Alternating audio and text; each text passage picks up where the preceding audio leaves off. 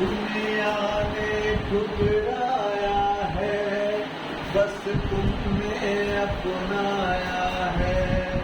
दिल को कितना चैन मिला, सबने इतना सताया है।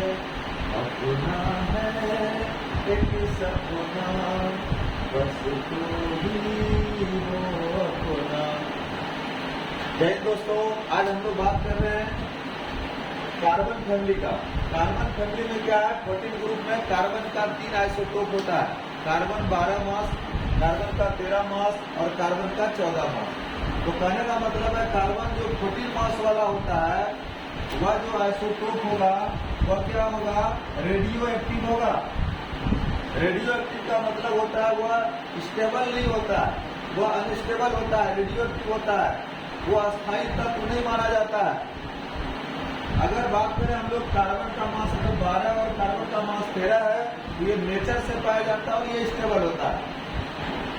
तो कार्बन के बारे में आज हम लोग थोड़ा सा पढ़े, तो इसके जो है ना आइसोटोप होते हैं 3, कार्बन 12, कार्बन 13, कार्बन 14। ये क्या होता है, रेडियो एक्टिव होता है। और आइसोटोप का मतलब हो गया जिसका क्या हो, मास नंबर अलग अलग हो और क्या हो, एटॉमिक नंबर समान हो, है ना।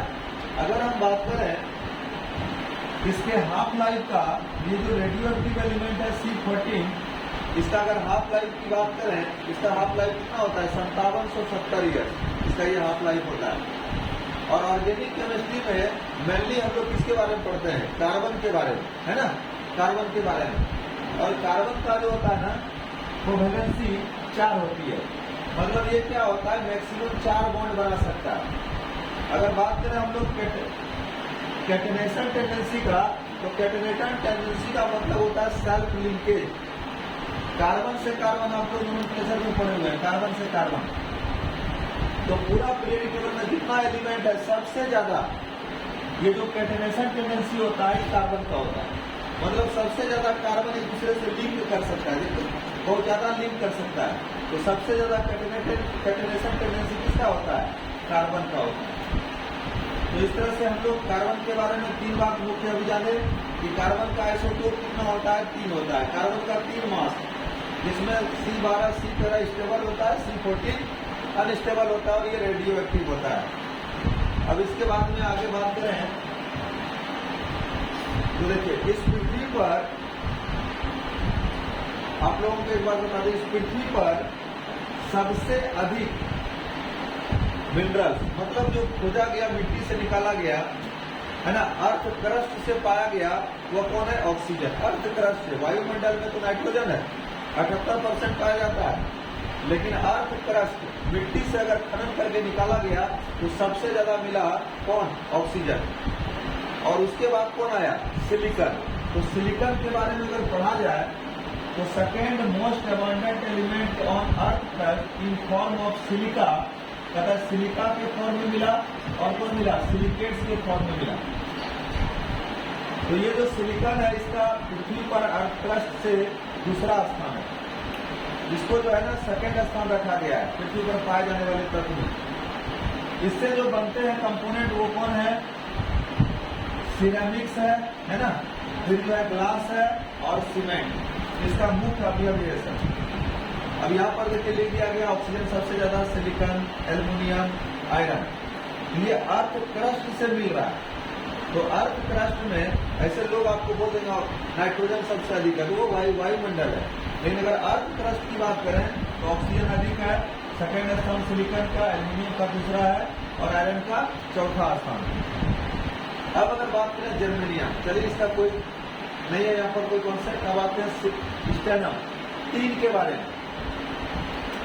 अकर्स एज कैसिटेराइट, कहता है जब खनन किया गया अर्थ क्रस्ट के माध्यम से हमको मिला SnO2, जिसको बोला जाता है कैसिटेराइट। इससे जो है 3 मिला, 3 प्राप्त हुआ इस कंपाउंड से। और जो है गेलेना से हमको क्या मिला, गेलेना का फॉर्मूला होता है PbS। ये एक सल्फाइड ओर्स है और इस ओर्स से, इस एस्टर से हमको क्या मिला, कोलम्बम मिला। तो ये कई एग्जाम में पूछा जाता है कि कोलम्बम जो है ना उसके अयस्क कौन होंगे, कौन हो जाएगा, गेलेना।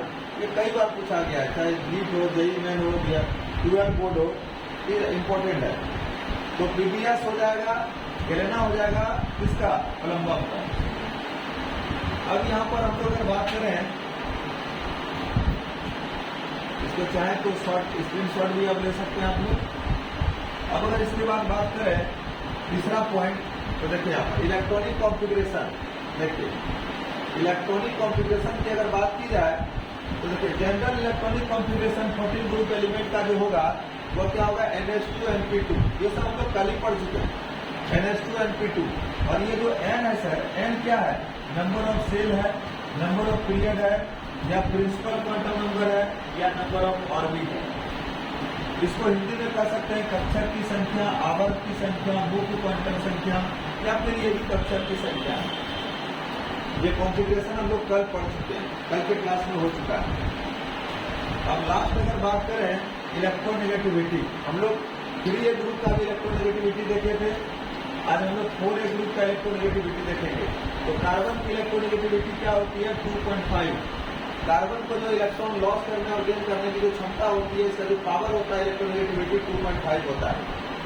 उसके बाद जब नीचे की ओर आते हैं सिलिकॉन, जर्मेनियम और स्टेनम, ये तीनों का सिमिलर होता है, समान होता है ना? तीनों का समान होता है, सेम होता है, 1.8, 1.8, 1.8। और जब नीचे की ओर आते हैं कोलंबम में तो इसका 1.9 हो जाता है।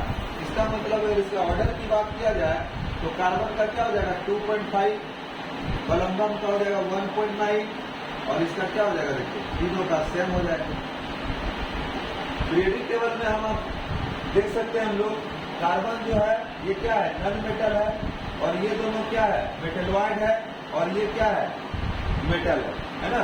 तो कार्बन क्या है? कार्बन जो है नन मेटल है और धातु है, और ये दोनों क्या हो जाएगा? ये दोनों मेटलॉइड हो जाएगा, मतलब वो धातु है, और ये दोनों क्या हो जाएगा?